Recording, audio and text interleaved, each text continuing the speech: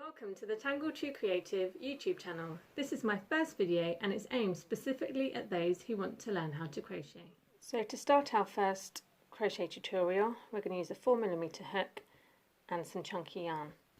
I'm going to go back to basics and start from what I feel is the most important and overlooked parts of crochet. So first we're going to start with the slip knot. This end of the yarn is called the tail end. So we'll take the tail end, put it over our index finger, pull it over and round, and we create an X. We then insert the hook under the X. We grab the top part of the yarn and pull through. We then create this loop. We can pull it tight whilst holding both ends of the yarn. Then we let go of the tail and pull the slip knot up towards the hook. And that is your slip knot. We'll go through that again. The tail of the yarn over the index finger, create an X, insert the hook under, pull through the top part, creating a loop, hold both ends to pull firmly, let go of the tail, pull the slip knot up to the hook, and there we have your slip knot. Practice this until it becomes second nature. It's important when you learn something new to practice it again and again. It's all about the muscle memory. So the next stage is how to hold the yarn. I think this is the most important part because it helps give you a consistent tension when you crochet. So we're going to go slow, we're going to talk through every step carefully and talk about what my hands and fingers are doing and why. So you'll already have your slip knot on. Take our hand, we can hold the tail out the way really. We put the working yarn over our little finger, wrap it round, it's going to go straight up. Put your index finger in front and hold. This is basically how we're going to hold the yarn, and as you work your yarn will just flow through your fingers nice and easily. We'll do that one again. Put our hand behind the working part of the yarn, wrap it round our finger, up the hand, index finger in front. That's how we hold the yarn for the tension. Next, we're going to talk about how we chain. So we have our tension. We're then going to put our next finger along, near the slip knot, thumb on top. Just hold it loosely. Now we're going to put the hook on top of the yarn. Loop it round so that your hook end is going to catch it.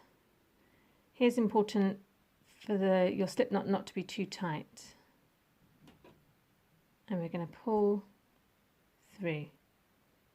And you've got your first chain on your hook. And then we just repeat the process. You can move your thumb and this finger up every couple of stitches.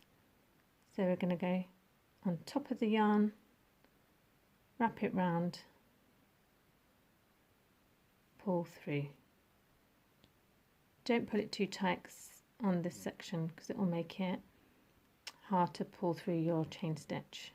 So now you can see we've got 1, 2 chains on our hook. We can do that again. My thumb and finger are moving up again. I tend to move just my left hand when I'm chaining. Move my finger up,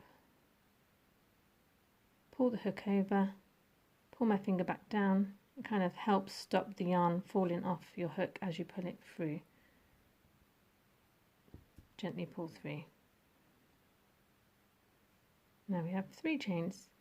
So again, watch my left hand. I'll pull it up and the yarn over. Get the hook, pull it gently through.